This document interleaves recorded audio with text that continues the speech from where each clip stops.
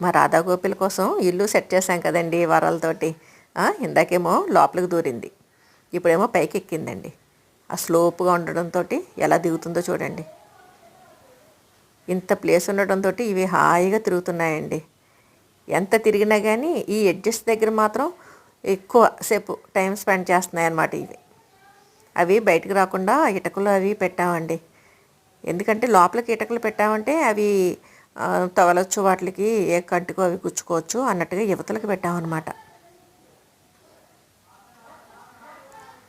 ఇవి ఒకదానితోటి ఒకటి ఉండడానికి ఇష్టపడతాయండి. చూసారా, ఆ గోపి వచ్చింది, ఆ గోపి వెనకాలే రాధ.